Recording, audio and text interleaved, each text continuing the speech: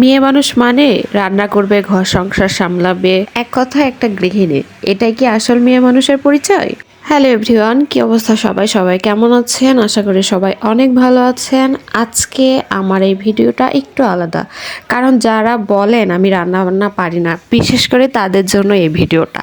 তাই আজকে আমি শেয়ার করব আমার রান্না আপনাদের সাথে। এই যে চলছে আমার রান্না বান্নার প্রস্তুতি, এটা হচ্ছে মুরগির মাংস। সো এই মুরগির মাংসটাই আমি এখন রান্না করব। এখানে আছে মাছ ভাজি, সাথে মশলা, এটা হচ্ছে আলু ভাজি কাটা। তো এই যে চলছে আমার রান্না বান্না। রান্না করতে আমার বেশ মোটামুটি ভালোই লাগে। দেখেন আমি কত মজার সহকারে রান্না করছিলাম। চলছে মুরগির মাংস রান্না। এই যে দেখেন কত সুন্দর করে মুরগির মাংস কষিয়ে কষিয়ে আমি রান্না করছি। খুব কাছ থেকে দেখাই। আমি অল্প ছোটোখাটো মানুষ, কি করব, একার জন্য আসলে খুব বেশি একটা রান্না করা হয় না। এই জন্য খুব অল্প পরিসরে রান্না করছি। চিকেনটা আমার সবসময় পছন্দের একটা জিনিস, এই জন্য যাই করি না কেন চিকেন সঙ্গে থাকবেই। সত্যি বলতে আমি যখন রান্না করি তখন খুব মজার সহকারে রান্না করি, কারণ সব সময় রান্না করা হয় না। যখনই করি না কেন খুবই মজা করে রান্না করি। আর হ্যাঁ, রান্না করি না বলে যে রান্না পারি না বিষয়টা কিন্তু এমন না। আমি কিন্তু সত্যিই মোটামুটি ভালোই রান্না করি। এই যে দেখেন আমার এই কাছ থেকে মাংস কষানো দেখতে অনেক ভালো লাগে। মাংস কষানোর এইটা দেখতে কেমন লাগছে বলেন তো?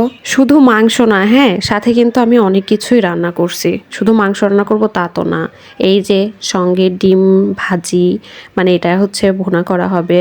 তারপরে সাথে আছে হচ্ছে বেগুনের চপ, আর অনেক কিছু। এটা হচ্ছে আমার রান্নার ফাইনাল লুক। দেখেন তো আমি কি কি রান্না করছি, কেমন হয়েছে। এই তো সব মিলিয়ে আমার রান্না।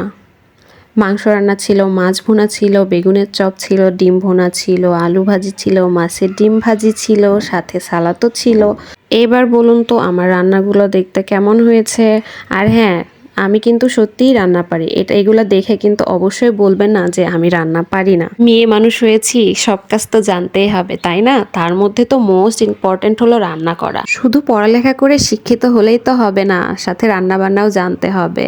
সো আমি সব কিছুই জানি। এই ছিল আমার রান্নার ভিডিও। ভালো লাগলে অবশ্যই লাইক কমেন্ট দিয়ে পাশে থাকবেন। আল্লাহ হাফেজ।